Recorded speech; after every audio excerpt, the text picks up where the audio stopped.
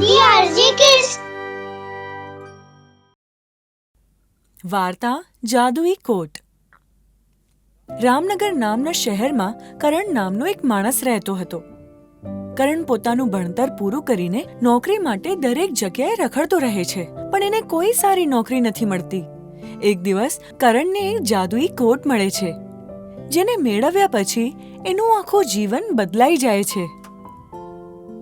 એક સમયની વાત છે. રામનગર નામના શહેરમાં કરણ નામનો એક માણસ રહ્યા કરતો હતો. કરણ એના ઘરડા મા બાપ અને બહેનની સાથે રહેતો હતો. કરણના મા બાપે એનું ભણતર મહા મહેનતે પૂરું કરાવ્યું હતું. કરણ દરરોજ નોકરીની શોધમાં નીકળતો હતો, પણ રોજ એના હાથે નિરાશા જ લાગતી. એક દિવસ કરણ થાકીને સાંજે ઘરે પાછો ફરી રહ્યો હોય છે. અરે ભાઈ, કેમ છો? બસ મજામાં. આ મારો કોટ છે, અને કાલે આને વ્યવસ્થિત તમે ઇસ્ત્રી કરી રાખજો.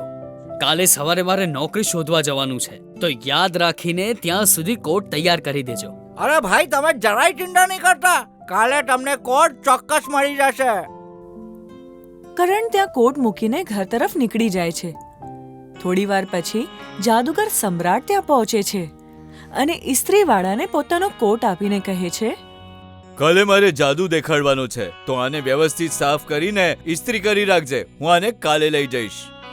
આમ કહીને ત્યાંથી નીકળી જાય છે. કરણ થાકીને પોતાની ઘરે પહોંચે છે. અરે બેટા, આવી ગયો?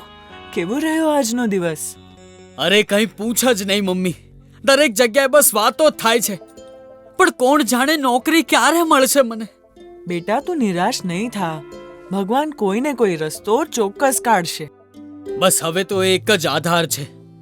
કાલે પણ એક જગ્યાએ ઇન્ટરવ્યુ આપવા જવાનું છે. ભગવાન કરે ત્યાં કામ થઈ જાય તો સારું. તું ચિંતા નહીં કર બેટા, ભગવાન બધું ઠીક કરશે.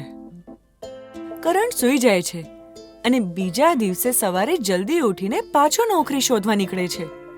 કરણ ઇસ્ત્રીવાળા પાસે પહોંચે છે અને એની પાસે પોતાનો કોટ માંગે છે. ભાઈ, મારો જે કોટ મેં આપ્યો હતો ને તમને, એ મને આપી દો. મને થોડું મોડું થઈ રહ્યું છે. અરે ભાઈ, હમણાં આપી દઉં છું. ઇસ્ત્રીવાળો ભૂલથી કરણને જાદુગર સમ્રાટનો કોટ આપી દે છે અને કરણ પૈસા આપીને ઝડપથી નીકળી જાય છે. કરણ ઓટોવાળાને પૈસા આપવા માટે જેવો પોકેટમાં હાથ નાખે છે, એને યાદ આવે છે કે એનું પાકીટ તો ઘરે ભૂલી ગયો છે અને એ વિચારે છે કે એણે પાકીટ લઈ લીધું હોત તો સારું થાત. અને અચાનક એનું ખિસ્સું ભરાઈ જાય છે અને જેવો એ એમાં હાથ નાખે છે, એમાંથી એનું પાકીટ નીકળે છે અને એ ચોંકી જાય છે. અરે, આ કેવી રીતે થયું? હું તો પાકીટ ઘરે જ ભૂલી ગયો. એ ઓટોવાળાને પૈસા આપે છે અને આગળ નીકળી જાય છે. કરણ ફરી આખો દિવસ નોકરી શોધ્યા પછી દર વખતની જેમ નિરાશ થઈને ઘરે આવી રહ્યો હોય છે અને એને રસ્તામાં એક ખૂબ સરસ સાડીની દુકાન દેખાય છે અને એ વિચારે છે, કાશ મારી પાસે પણ બહુ બધા પૈસા હોત તો હું મમ્મીને સાડી ગિફ્ટ કરી શકત, પણ મારી પાસે તો કોઈ સારી નોકરી પણ નથી. જેવો એ આવું વિચારે છે, એના ખિસ્સામાં ફરીથી કંઈક હલચલ થાય છે અને એના ખિસ્સામાં બહુ બધા પૈસા આવી જાય છે. એ ફરીથી ચોંકી જાય છે, પણ આ વખતે એને સમજાઈ જાય છે કે આ કોટને લીધે થઈ રહ્યું છે. એ દુકાનમાં જઈને મમ્મી માટે સાડીઓ ખરીદે છે અને ઘરે જઈને મમ્મીને આપે છે. મમ્મી સાડીઓ જોઈને ખૂબ ખુશ થાય છે અને એને કહે છે, અરે બેટા, આ તો બહુ જ સુંદર સાડીઓ છે. આ તો ક્યાંથી લાવ્યો? તારી નોકરી લાગી ગઈ કે? ના મમ્મી, મારી નોકરી તો નથી લાગી, પણ હવે એ જ સમજ કે લોટરી લાગી છે. હવે હું નોકરી નહીં, મોટો વેપાર કરીશ. અરે વાહ બેટા, પણ વેપાર શરૂ કરવા માટે તો બહુ પૈસા લાગે છે. તારી પાસે આટલા પૈસા ક્યાંથી આવશે? અરે મમ્મી, બસ એમ જ સમજ કે લોટરી લાગી ગઈ છે. પૈસા આવશે નહીં, આવી ગયા. મમ્મી પૂછે છે, પણ એ કેવી રીતે? મમ્મી, આ જે કોટ મેં પહેર્યો છે ને, એ જાદુઈ કોટ છે, અને આને પહેરીને તમે જે પણ માંગશો તે બધું મળી જાય છે. અરે, આવું કંઈ પણ શક્ય છે કે? મને મૂર્ખ નહીં બનાવો. એટલામાં કરણ મમ્મીને કહે છે, મમ્મી, હું તને હમણાં બતાવું છું. કરણ વિચારે છે કે જો એ પોતાની મમ્મીને ઘરેણાં આપી શકે તો કેટલું સારું થાય. જેવું એ આવું વિચારે છે, એના ખિસ્સામાં ઘણા બધા ઘરેણાં આવી જાય છે અને એ હાથ નાખીને એમને કાઢે છે અને મમ્મીને બતાવે છે.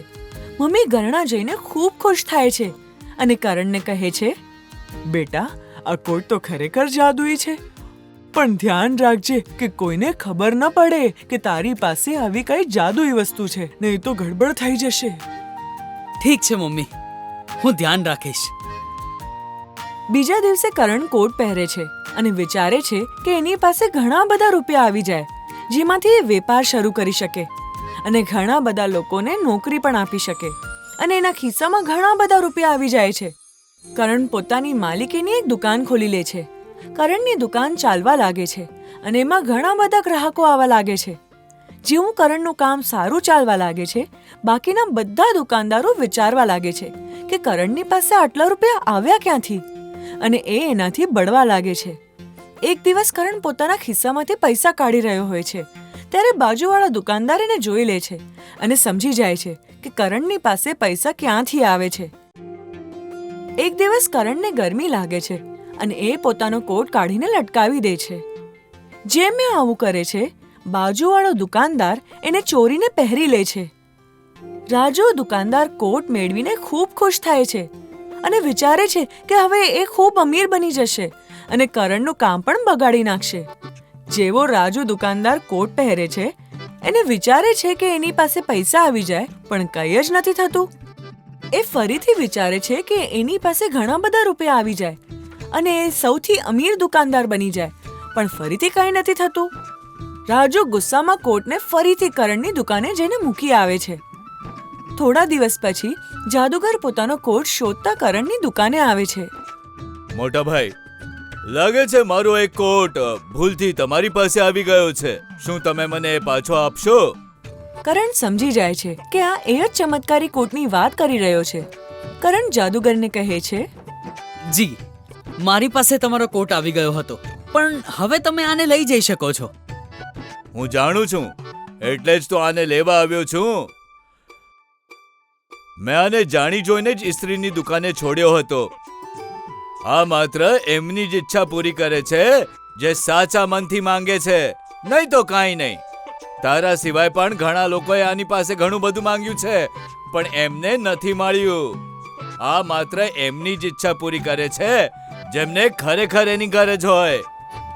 તારી ઈચ્છા એટલે પૂરી થઈ કેમ કે તે મહેનત કરી. હવે હું આને લેવા આવ્યો છું જેથી આ બીજા લોકોની પણ ઈચ્છાઓ પૂરી કરી શકે. હવે તમે આને લઈ જઈ શકો છો. હવે મને આનું કોઈ જ કામ નથી. જાદુગર પોતાનો કોટ લઈને ત્યાંથી ગાયબ થઈ જાય છે અને કરણ ખૂબ પૈસા કમાવીને ખૂબ મોટો વેપારી બની જાય છે.